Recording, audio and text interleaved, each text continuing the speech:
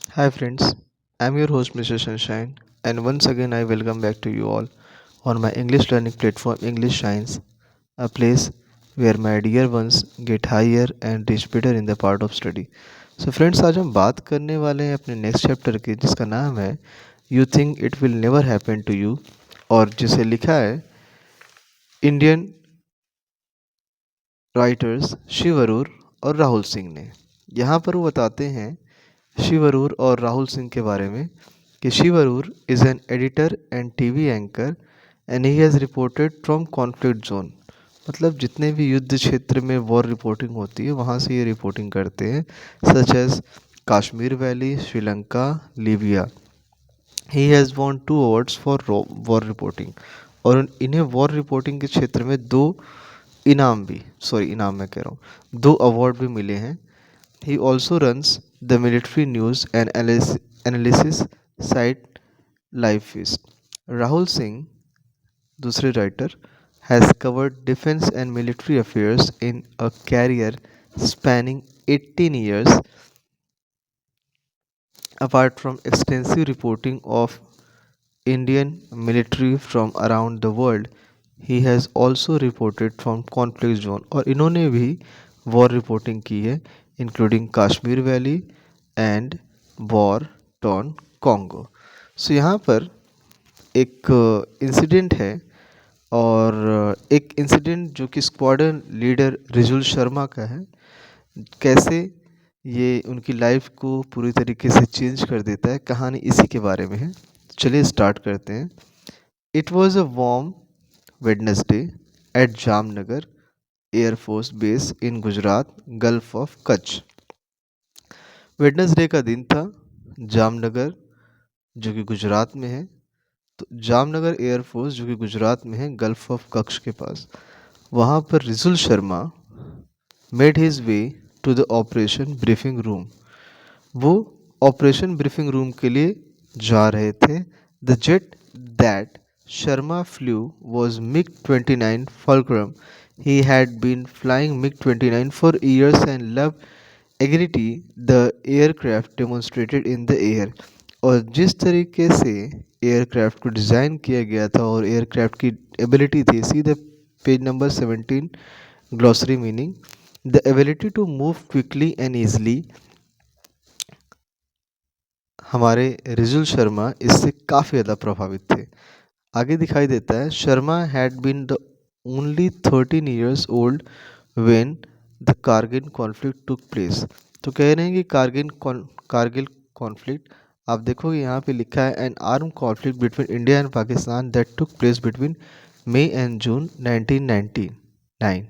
कह रहे हैं कि जब 1999 में इंडिया और पाकिस्तान के बीच में कारगिल कॉन्फ्लिक्ट हुआ था, उस वक्त वो सिर्फ 13 साल के थे। और ये कहाँ पर हुआ था? Kargil district of Ladakh and elsewhere along the line of control, LOC, the military control line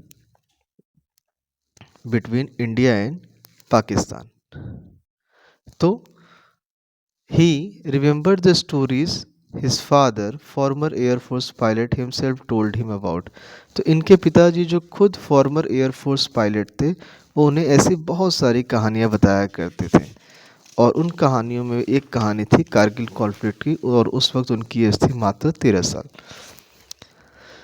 Indian fighter jets cruising into hostile territory in Kargil. कह रहे हैं कि वो उनके पिताजी ऐसी बहुत सारी कहानियाँ सुनाया करते थे, क्रूजिंग जो कि बहुत ही फास्ट और स्पीड से जाती थी into hostile, hostile dangerous since it is near the LOC territory in Kargil. His father was a living inspiration to teenage Sharma. अब टीनेज का मतलब कोई ऐसी एज जो कि 13 से 19 की हो। तो 13 से 19 एज वाले शर्मा के लिए ये सारी कहानियाँ किसी इंस्पिरेशन से कम नहीं हुआ करती थी। Kargil war merely sealed his fascination for flying. और कारगिल वॉर उनकी जीवन में एयरफोर्स में जाने के लिए एकमात्र ऐसी चीज़ थी जो उन्हें बहुत ज़्यादा फैसिनेशन प्रभावित करती थी। किस चीज़ से? एयरफोर्स ज्वाइन करने के लिए। On that June morning 2016, the young pilot was to conduct an airframe and engine sortie. कह रहे हैं इंजन शॉर्टी टेस्ट, कह रहे हैं कि जून 2016 की बात है, सुबह की बात है, जब इस यंग पायलट को एयरफ्रेम एंड इंजन सॉर्टी टेस्ट करना था। और ये एक तरीके का टेस्ट था ये इंश्योर करने के लिए कि एयरक्राफ्ट अपनी टॉप शेप में है कि नहीं, और इसके अलावा वो इतना कैपेबल है कि वो स्ट्रेच कर सकता है अपने आप को अपनी उस फिजिकल लिमिट से जिसमें कि उसे डिज़ाइन किया गया है। तो he climbed into the familiar cockpit and strapped in, putting his helmet on.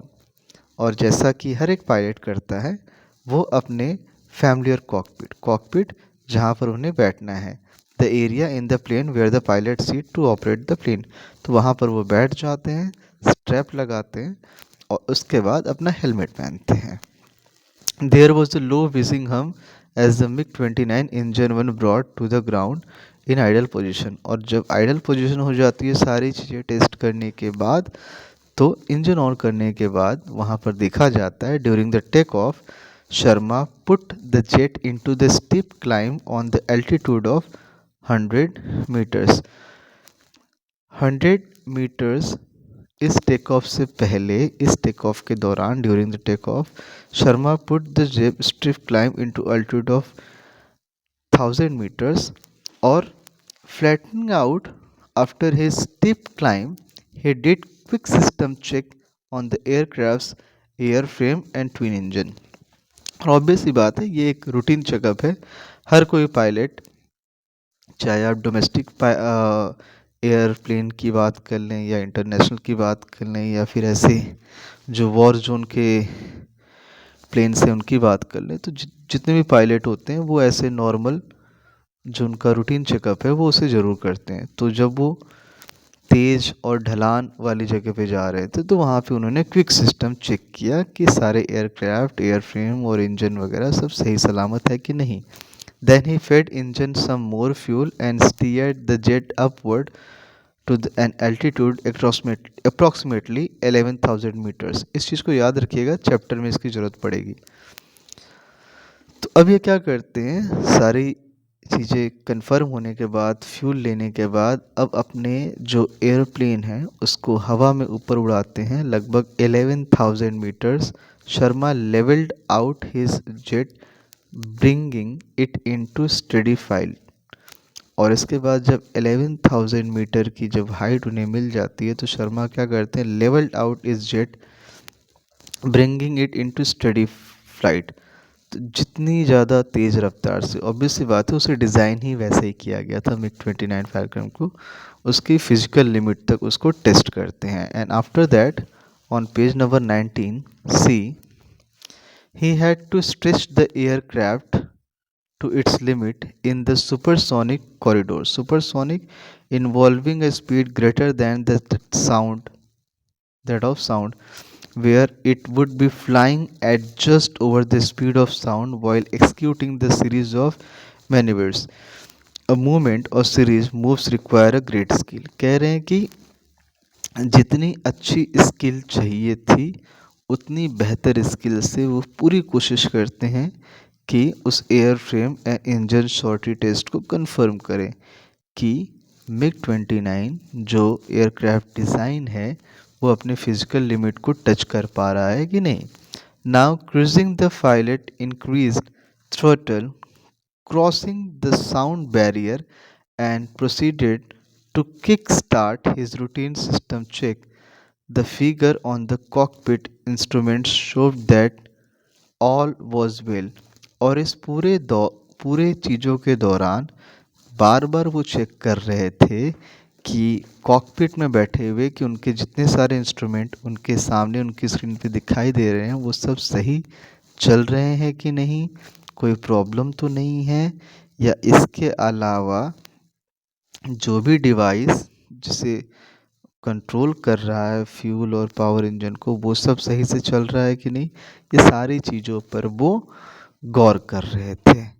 और उनका प्रिडिक्शन ये होता है कि सब कुछ सही है। लगभग 110 किलोमीटर ही हुए होंगे अपने बेस से आगे की तरफ गए हुए, शर्मा नोटिस करते हैं कि एक विस्लिंग साउंड कॉकपिट में आ रही है और ऐसा साउंड उन्होंने इसके पहले कभी नहीं सुना था। तो जब वो अपना हेलमेट थोड़ा सा ऊपर करके देखने की कोशिश करते हैं तो उन्हें कुछ ऐसा दिखाई देता है जिसके लिए वो बिल्कुल प्रिपेयर नहीं थे। See the line, he wasn't prepare for what he saw. तो वो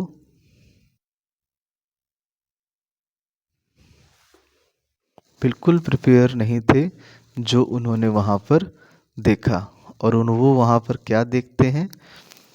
the glass canopy had shattered and part of it had blown off with some parts crashing into the cockpit। और वो ये देखते हैं कि entire glass canopy had shattered. ये जो ऊपर का जो पूरा हिस्सा है, आपको मैं यहाँ पिक्चर में दिखाता हूँ। ये जो ग्लास के ऊपर का जो पूरा हिस्सा है, ये पूरा हिस्सा जो कॉकपिट के ऊपर लगी हुई जो ग्लास है जिसे कैनोपी कहा जा रहा है, ये कैनोपी एक्चुअली पूरी तरीके से क्या थी? शैटर्ड, लगभग चूर चूर हो चुकी थी। एंड पार्ट ऑफ इट, और उसका जो कुछ हिस्सा है ना, ब्लोन ऑफ, हवा में उड़ चुका था। With some parts crashing into the cockpit, और कुछ हिस्सा ऐसा था जो कॉकपिट में क्रैश कर रहा था। मतलब कॉकपिट में ऑब्वियस सी बात है कुछ हिस्से उड़ जाएंगे, कुछ कॉकपिट में रह जाएंगे और कुछ उस कैनोपी में लगे हुए थे। कुछ इस तरीके की सिचुएशन वहाँ पर बनी हुई थी। आई, मतलब रिजुल शर्मा खुद को कहते हैं, I felt something smash into my shoulder and a sharp pain. मुझे लगा कि कुछ मुझे चुभ रहा है और वो शार्प पेन की तरह था। It was a moment of shock. It took whole second for me to fully understand what had happened, says Sharma.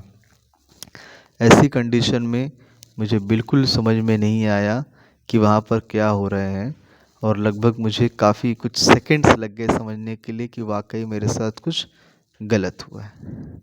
Sharma still strapped into his cockpit. Sharma अभी भी उस कॉकपिट में ही थे। while flying at a screaming velocity in a jet that had no canopy।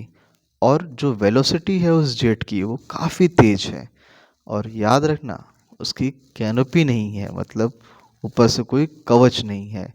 He was now totally expose to a head wind that smashed him straight in the face. अब आप ये देखिए कि जो सुपरसोनिक मोड से आगे की तरफ बढ़ रहा है, कोई कैनोपी नहीं है, कोई सेफ्टी मास्क नहीं है, तो जब वो तेज़ी से आगे जाएंगे तो फिर क्या होगा? हवा तेजी से उनके फेस की तरफ आएगी and pinning him back in his seat with brutal force. बहुत तेज, मतलब फोर्स तो जो लग रहा है लेकिन ब्रूटल फोर्स, मतलब वो कुछ भी कर पाने की सिचुएशन में नहीं है। He could barely move his right shoulder from the pain and the rest of his upper body was quickly shrinking in to numbness from a sub zero temperature. कह रहे हैं कि जो टेम्परेचर है ये जीरो टेम्परेचर, इस zero temperature में उनके बॉडी का अपर हिस्सा, कमर, सीने, शोल्डर, हेड, नेक, ये जो सारा हिस्सा है ना उस जीरो टेम्परेचर में नम हो चुका है, सुन्न पड़ चुका है। Shaking away the shock, Sharma gathered himself made a quick series of calculation. लेकिन अपने इस दुख तकलीफ को किनारे करते हुए शर्मा अपना पूरा ध्यान लगाते हैं और क्विक सीरीज ऑफ कैलकुलेशन और एक आइडिया कैलकुलेट करते हैं। Drawing on every beat of emergency training he had receive as a flying cadet. Flying cadet के दौरान उन्हें जो भी कुछ सिखाया गया था वो सारी चीज़ें अब यहाँ पर इस्तेमाल करने की कोशिश करते हैं। ही फर्स्ट ड्रॉप द स्पीड, सबसे पहला काम उन्होंने किया जो सुपरसोनिक मोड से उनका ये MiG-29 फायरक्रम चल रहा है उसे ड्रॉप किया। The MiG-29 was shuddering from the turbulence caused by the open canopy. It shoved down shakily as Sharma pulled back on throttle। कह रहे हैं कि जैसे ही शर्मा ने थ्रोटल, इंजन और उस फ्यूल पे थोड़ा कंट्रोल पाया तो उसका शेक करना लगभग धीरे धीरे धीरे धीरे क्या हुआ, स्लो डाउन हो गया। और जो स्लो डाउन हो गया तो जो कंट्रोल स्पीड ज़्यादा होने से मिग 29 पे शर्मा का खो गया था, अब धीरे धीरे वापस आ रहा है। Once I had gathered some of my thoughts there was only one thing in my mind. जब मैं ये सारी चीज़ें अपने दिमाग में सोच रहा था तो मेरे दिमाग में एक ही चीज़ चल रही थी, I needed to recover the aircraft, Sharma says. मेरे दिमाग में एक ही चीज़ चल रही थी कि मुझे इस एयरक्राफ्ट को रिकवर करना है। आई रिमेंबर थिंकिंग, मैं लगातार ये सोच रहा था, this is what we prepare and train for years. यही वो चीज़ है जो हम काफ़ी दिनों तक, जिसके कारण हमें काफ़ी दिनों तक सिखाया जाता है और ट्रेन किया जाता है। You think it will never happen to you. और बड़ी खूबसूरत लाइन यहाँ आई है, चैप्टर का टाइटल भी है, you think it will never happen to you. आप हमेशा सोचते हैं कि ऐसा आपके साथ नहीं होगा। Then you realise why you learn all that. और तभी आपको पता चलता है इन्हीं सब दिनों के लिए आपको ये सारी चीज़ें सिखाई गई हैं। यकीन मानिए, अगर आप अपने आप को बुरे दिनों के लिए तैयार नहीं करोगे तो अच्छे दिनों का स्वाद आप नहीं ले पाओगे। On page number 20, the pilot continued back on his throttle. Continued back, वो अभी भी पूरी कोशिश कर रहे थे कि पावर ऑफ इंजन और फ्यूल पे वो कंट्रोल ला सके, और वो ऐसा करते भी हैं। Slowing down to a subsonic speed, a loud shuddering being jolted Sharma.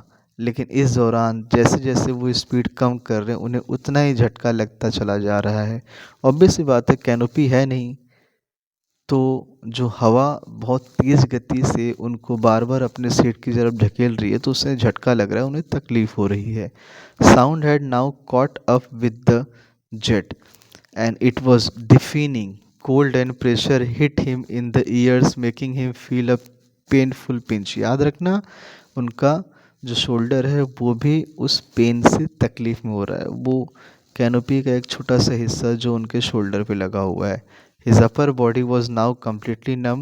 His head was being thrown around in every direction. Obvious बात है, जब हवा बहुत तेज बह रही है तो उनके हेड का डायरेक्शन भी एक जगह नहीं है, कभी राइट कभी लेफ्ट कभी अप कभी डाउन, पूरे डायरेक्शन में, in every direction his head was being thrown.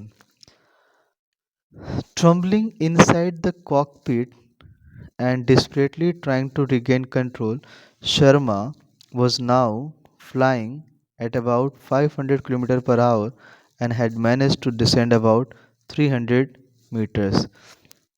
उस बेहोशी की हालत में भी जब वो कॉकपिट में बैठे हुए थे तो शर्मा किसी तरीके से उसकी जो स्पीड है 500 किलोमीटर पर आवर मैनेज करते हैं और कोशिश करते हैं कि जो हाइट जो पहले क्या बताई गई थी कि काफ़ी ज़्यादा थी 11,000 मीटर्स, वो अब 3,000 मीटर की तरफ आ चुकी थी।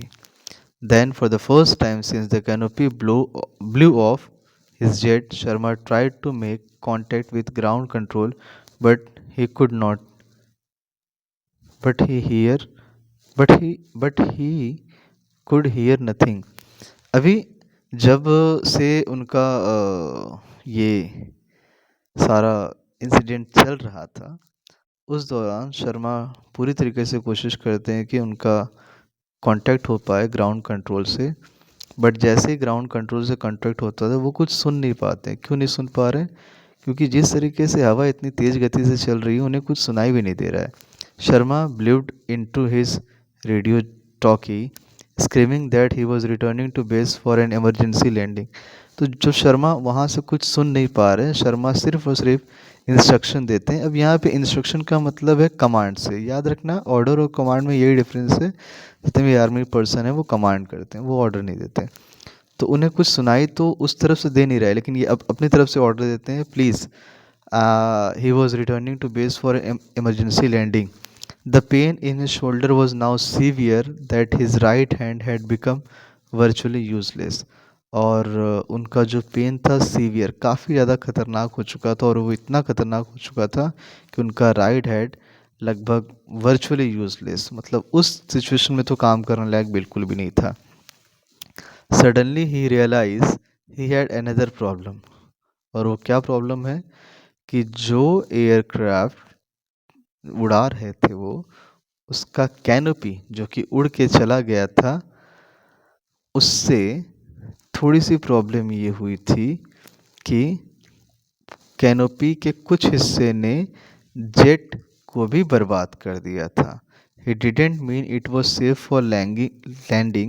He needed to be absolutely certain that the destroyed canopy hadn't damaged any other part of jet, and there was no way he could tell for sure.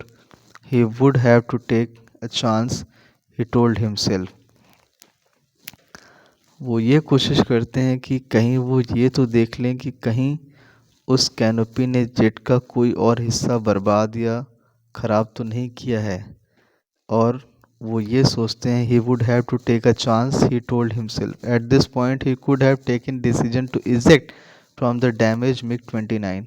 और जनरली ऐसा भी होता है कि पायलट कभी कभी ये भी डिसाइड करते हैं कि वो क्या कर दें, खुद को इजेक्ट अलग कर लें और पैराशूट के थ्रू वो बाहर निकल आए।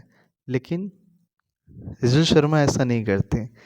वो वहाँ पर बैठे रहते हैं और डिसीजन लेते हैं, but he just couldn't do it. He waited 10 second, he made he decision to stay with the jet.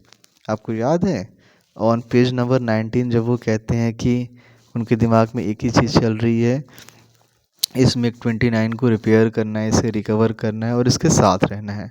उस लाइन को यहाँ ये कंप्लीट कर रहे हैं। सोचिए एक पायलट अपने देश के बारे में कितना सोच रहा है। With his left hand Sharma pulled the aircraft throttle back a little more. और जितनी कोशिश वो कर सकते थे उतनी कोशिश ये दोबारा करते हैं, उस स्पीड को और कम करते हैं, but the amount of discomfort and disturbance in the cockpit only increase. The winds at the stage were more violent. और इस बार हवा तो ऑलरेडी बहुत ज़्यादा उनके लिए ब्रूटल थी ही, लेकिन इस बार कुछ और ज़्यादा ही ब्रूटल हो गई, मोर वायलेंट। क्यों? क्योंकि ऑब्वियस सी बात है, अब वो ज़मीन पर लैंडिंग करने की सिचुएशन में है। I was slapped left and right in the cockpit by the turbulence. जो हवा के तेज़ तेज़ झटके लग रहे हैं, कभी लेफ्ट कभी राइट वाली सिचुएशन हो रही है। क्योंकि आपको याद है वहाँ पर एक लाइन आई थी कि उनका जो हेड है वो पूरी डायरेक्शन में जा रहा है। ठीक है, सी हाँ यहीं पे तो है पेज नंबर 20 पे। हिज हेड वॉज बिंग, हाँ अभी आप देख पाओगे, his head was being throne around in every direction. उनका हेड कभी एक डायरेक्शन में नहीं है, वो हर एक डायरेक्शन में जा रहा है। And then after mercilessly he yells from the wind blasted cockpit had been heard and airspace had been fully cleared। और जब मिडाकियसली मतलब बहुत ही बहादुरी वाले तरीके से he yells from the wind blasted cockpit, वो चिल्लाते हैं wind blasted cockpit that had been heard and air space had been fully cleared. और उनकी आवाज़ को सुनने के बाद ऑब्वियस बात है वो पहले ही क्लियर कर दिया गया था कि उन्होंने जब अपने एयरक्राफ्ट से वॉकी टॉकी से उन्हें बताया था, रेडियो टॉकी से, कि मैं आ रहा हूँ, एयरक्राफ्ट पूरी तरीके से क्लियर करिए। तो लगभग जब 2000 मीटर बच गए थे, Sharma realise with much delight that he was able to get burst of warmth when he fully through the clouds. After that, facing 20 km per hour head-on winds, he executed a perfect landing on the Jamnagar tarmac. Tarmac, the area in the airport where the aircrafts land and take off, and was rushed to the base hospital। और जब वो वहाँ पर land करते हैं तो सबसे पहला काम किया जाता है, उन्हें तुरंत हॉस्पिटल पहुँचाया जाता है पास के। He was given full medical checkup for confusion and damage shoulder. और वहाँ पर उन्हें पूरा मेडिकल चेकअप दिया जाता है। और इस दौरान टेम्पररी डैमेज जो हुआ है to the brain cause by the fall and hit on the head, इसकी भी पूरी निगरानी की जाती है through the doctors. In spite of his condition the young pilot prove fit to be discharge only a few days. और इतनी ज़्यादा आप कह सकते हो चीज़ों से सफ़र करने के बाद भी ये यंग पायलट सिर्फ कुछ ही दिनों में वापस आ जाता है, सिर्फ कुछ ही दिनों में वापस आ जाता है और लगभग हफ्ते बाद ये दोबारा अपने उस कॉकपिट में होता है। The first sortie after was I recovered was special. There was that overpowering feeling that I had just been through something. There is anxiety, but then you tell yourself it won't be the same, and if it is, I am trained for it. I have defeated it before. Shri Sharma Sharma कहते हैं, जब मैं दोबारा उस cockpit में बैठा मुझे लगा कि मेरे साथ ये कहीं दोबारा ना हो जाए, मतलब जो घटना उनके साथ पहले हुई थी वो दोबारा ना हो जाए। इस चीज़ को लेके उन्हें एंजाइटी भी थी। लेकिन यहाँ पर एक लाइन आती है कि वो खुद से कहते हैं हमेशा ऐसा नहीं होगा जैसा उनके साथ पहले हुआ है, और अगर ऐसा कुछ होता है तो इन्हीं चीज़ों के लिए उन्हें काफ़ी सालों तक ट्रेन किया गया है। How did he decide against ejecting when the possibility of unsafe landing was very real? How did decide against the ejecting? उन्होंने कैसे डिसाइड किया अगेंस्ट द इजेक्टिंग, इजेक्टिंग के विरुद्ध, जब पूरी तरीके से पॉसिबिलिटी थी अनसेफ लैंडिंग की। तो शर्मा इस सवाल के जवाब पर काफ़ी थॉटफुल हो जाते हैं और कहते हैं ejecting definitely was an option. कह रहे हैं कि उस एयरक्राफ्ट से बाहर निकलना ऑब्वियसली मेरे पास एक ऑप्शन था, but I wanted to first figure out if the aircraft was controllable. मैं ये पूरी तरीके से देखना चाहता था जिस एयरक्राफ्ट में मैं बैठा हूँ क्या वो मेरे कंट्रोल में है कि नहीं। I thought if I could save my self and the aircraft that needed to be my priority. तो उन्होंने कहा कि अगर मैं खुद को और एयरक्राफ्ट को दोनों को साथ में बचा सकता हूँ, यही मेरी पहली प्रायोरिटी होती। उसके बाद अगर क्या होता वो तो ईश्वर के हाथ में है, बट इसके अलावा मेरा जो कर्तव्य है, मेरा जो कर्म है, उसे मैं ज़रूर करूँगा। Sharma has a message for new pilots those who aspire to join air force, और वो उनके लिए कहते हैं I had say that the fighter flying is a wonderful profession. There is an inherited risk that makes the profession challenging. इस profession में ऐसे बहुत से इनबॉर्न चैलेंजेस हैं जो कि इस प्रोफेशन को और चैलेंजिंग बना देते हैं। Don't ever let a situation overwhelm you, लेकिन कभी भी इन सिचुएशंस को अपने ऊपर हावी मत होने दीजिए। You have been train to tackle any eventuality, कोई भी परेशानी आ जाए उसको टैकल करने के लिए आपको हमेशा ट्रेंड किया गया है। These are the times to put all those years hard work and training to use, और इन्हीं कई सालों के हार्ड वर्क और कठिन परिश्रम को ऐसी सिचुएशन में आप यूज़ करिए। Even if I am born again I would like to be a fighter pilot. और बड़ी खूबसूरत लाइन आई है इस चैप्टर की दूसरी बार कि वो कहते हैं कि अगर मैं दोबारा जन्म लूँ एज ए ह्यूमन तो मैं फिर से फाइटर पायलट ही बनना चाहता हूँ।